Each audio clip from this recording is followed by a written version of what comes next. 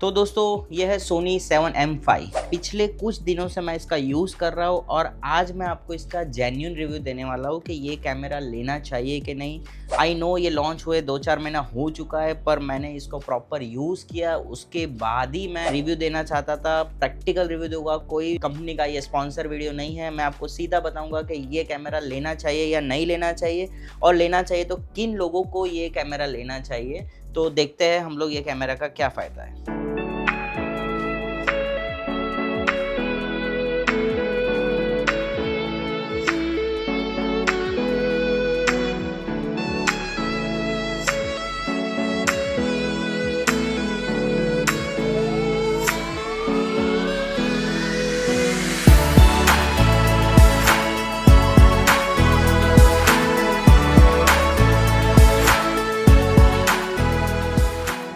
दोस्तों सोनी 7M5 के पहले मैं बात करना चाहता हूँ सोनी लाइनअप की। कि एक्चुअली बहुत लोग कंफ्यूज होते हैं कि आर क्या है, FX क्या है, S क्या है और M क्या है। तो मैं आपको बताना चाहता हूँ कि जैसे सोनी की जो R सीरीज़ है वो बेसिकली उसमें R4 हो गया, R5 हो गया, जो भी करंटली है वो हाई फोटोग्राफी कैमरा है, वीडियो के ऑप्शन है, पर ज़्यादातर ये 60 मेगापिक्सल और हाई फोटोग्राफी के लिए यूज़ होता है। सोनी की S सीरीज़ हम लोग वीडियो के लिए यूज़ करते हैं, उसके अंदर फोटो के इतने अच्छे फीचर्स नहीं होते हैं। सोनी की FX सीरीज़ है, उसके अंदर आता है FX2, FX3, FX6, 9। ये बेसिकली सिनेमा कैमरा सीरीज़ होती है, ये बेसिकली सिनेमा लेवल का आउटपुट मिलता है, ये उसी लिए होती है।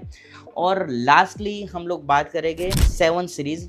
ये सीरीज़ बेसिकली फोटोग्राफर और सिनेमाटोग्राफर दोनों के लिए है, क्योंकि इसको हम लोग बोलते हैं हाइब्रिड कैमरा।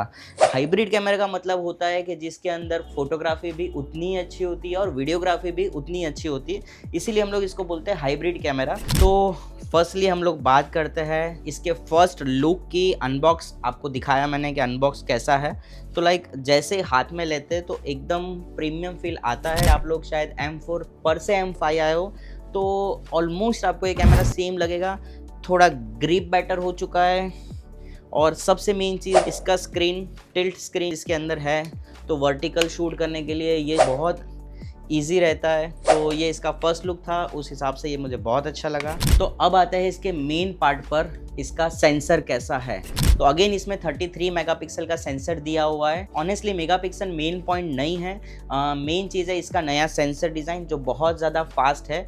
आप फास्ट सब्जेक्ट शूट कर रहे हो, जैसे कि स्पोर्ट्स हो गया, रनिंग हो गया, कोई बर्ड हो गया, ऐसी कोई भी एक्टिविटी आप शूट कर रहे हैं तो उसके लिए ये बहुत अच्छा है, क्योंकि ये कैमरा बिल्कुल डिले नहीं करता है। इसका जो प्रोसेसर है वो बाइनस X2 प्रोसेसर है, और एक डेडिकेटेड AI प्रोसेसिंग यूनिट अलग से है। पहले क्या होता था, प्रोसेसर के अंदर ही AI चिप आती थी, पर इस बार AI चिप अलग से दी गई है। इसका फ़ायदा ये है कि इसकी इमेज क्वालिटी शार्प होती है, प्रोसेसिंग फास्ट होता है, रॉ का फाइल भी ऑप्टिमाइज होता है, पर क्वालिटी इसकी टॉप नॉच होती है। M4 से इसका प्रोसेसर बहुत ज़्यादा फास्ट है, और सबसे मज़ेदार बात, कंटिन्यूस शूटिंग। आप शूट करते जाओ और कैमरा पीछे हटने का नाम ही नहीं लेता, एक फ्लो परफेक्टली बना रहता है। और ऑनेस्टली मुझे ये चीज़ बहुत ज़्यादा पसंद आती है, क्योंकि जब कैमरा स्लो हो जाता है ना तो हमारी मूवमेंट ही मिस हो जाती है। नेक्स्ट टॉपिक की बात करते हैं हम लोग, ऑटो फोकस। तो इसका ऑटो फोकस पहले से बहुत ज़्यादा शानदार इम्प्रूव हो चुका है। इसका AI भी इतना ही ज़्यादा इम्प्रूव हो गया है, मतलब कैमरा खुद समझ जाता है कि किस पर फोकस करना है। आप सामने हो, साइड में हो, कहीं पर भी हो, ये आपको फटाफट ट्रैक कर लेता है। और इवन आपका फेस क्लियर नहीं भी है तो भी ये प्रॉपरली आपको ट्रैक कर लेता है और बॉडी को पहचान लेता है। पहले के कैमरे फेस या आई स्कैन कर लेते थे और उसको फोकस करते थे, ये पूरा बॉडी स्कैन कर लेता है। मतलब वेडिंग हो, इवेंट हो, वाइल्ड लाइफ हो, इन सब में बहुत रिलायबल है। और ऑनेस्टली इसके फोकस के बारे में कुछ नहीं सोचना पड़ेगा। रियल लाइफ एक्सपीरियंस, लेकिन जब मैंने इसे रियल लाइफ में यूज़ किया, जैसे कि outdoor shooting, random street shot या मूविंग सब्जेक्ट, और ऑनेस्टली इस कैमरा के साथ शूटिंग बहुत ही स्मूथ लगती है। सो अभी तक हम लोगों ने बात की इसका सेंसर, ऑटो फोकस, ये सारी चीज़ें, पर अब हम लोग बात करेंगे इसका वीडियो परफॉर्मेंस। ये कैमरा काफ़ी स्ट्रॉन्ग है, 4K में शार्प आउटपुट देता है, जिसकी वजह से डिटेलिंग बहुत अच्छी मिलती है, और इसके कलर्स पिछले वाले कोई भी सोनी कैमरे से बहुत ज़्यादा इंप्रूव होके आए हैं। सबसे इंपॉर्टेंट बात, इसका स्टेबिलाईजेशन, हैंड शूट भी बहुत अच्छा करता है। आपके पास गिम्बल नहीं है और आपको शूट करना है तो भी बहुत अच्छा इसका आउटपुट देता है। इसका 33 मेगापिक्सल का सेंसर तो बहुत अच्छा ही है, पर इसके साथ आती है इसकी 16 stop dynamic range. 16 stop dynamic range से क्या होता है कि बेसिकली एडिटिंग में आपको बहुत अच्छा हैंड मिलता है, आप उसका शेडो, हाईलाइट, मिड टोन्स बहुत अच्छे से कवर कर सकते हो।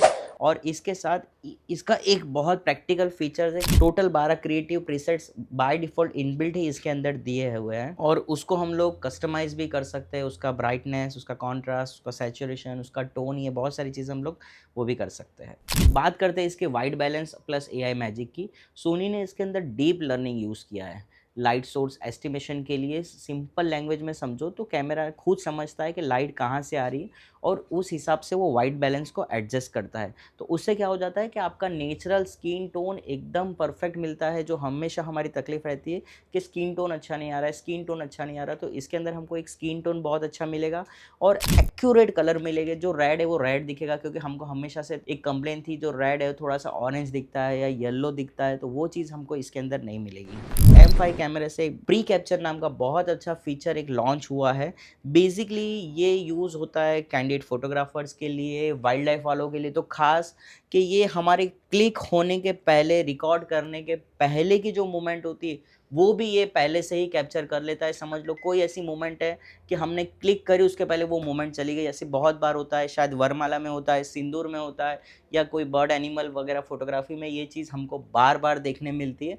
तो उस कंडीशन में ये प्री कैप्चर आपको पहले से करके दे देता है। तो ये फीचर्स बहुत अच्छा है। बहुत बड़े बड़े कैमरेज में ये ऑप्शंस थे, पर अब इसके अंदर भी हमको ये कैमरे का फीचर मिल रहा है। तो अब आते हैं हम लोग इसके वीडियो फीचर्स के अंदर। तो इसके अंदर फुल फ्रेम में 4K 60 मिल जाता है, क्रॉप कर ले तो 120 भी हमको 4K में मिल जाता है। 4K 60 मिलता है 7K ओवर सैम्पलिंग से, तो उसकी वजह से क्या हो जाता है कि आपको रिजल्ट वगैरह बहुत अच्छा मिलता है। तो एस-लॉग पे भी शूट कर सकते हैं और पूरा प्रोफाइल जैसे हम लोग FX वगैरह में या S3 में शूट करते हैं उसी वे में एस-लॉग प्रोफाइल से भी हम लोग इसमें शूट कर सकते हैं। एज अ फोटोग्राफर जब मैं शूट करता हूँ और उसके बाद मैं सारे फ़ोटोज़ लाइट रूम में लेता हूँ और सारे 500, 700, 1000 फ़ोटो है, मैं उसको फुल स्क्रीन करता हूँ और एक-एक करके जो अच्छे लगते हैं उसको मैं 5 स्टार या स्टार कर करके मैं नेक्स्ट करता हूँ और जो फाइनल निकलता है फिर वो मेरा एडिटर या मैं खुद उसको एडिट करता हूँ। तो ये एक टाइम कंज्यूमिंग प्रोसेस हो जाती है, पर जब शूट करते वक्त ही मुझे ऐसा लग रहा है कि ये फ़ोटो बहुत अच्छा है तो मैं इसको पहले से मार्क कर सकता हूँ।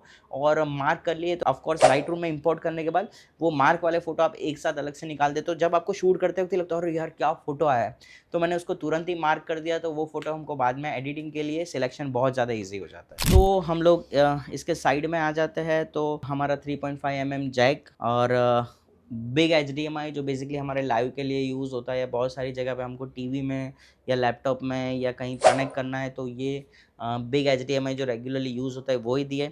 इसके अलावा हम यहाँ पे मैं देख पा रहा हूँ कि 2 C केबल दिए हुए। अब आप सोचोगे कि 2 C केबल क्यों दिए हुए, तो बेसिकली समटाइम हमको लाइव करना है, यूट्यूब लाइव करना है या LED वगैरह में लाइव करना है, तब हम लोग C केबल में से इनपुट लेते हैं। और उस टाइम पे समटाइम हमको ऐसा होता है कि 8-10 घंटे के लिए कांस्टेंट कैमरा चालू है, तो हमको उसको पावर बैंक से या चार्जिंग से लगा देना है। तो इसके लिए 2 स्लॉट एक साथ दिए हुए जो पुराने वाले वर्जन में नहीं थे।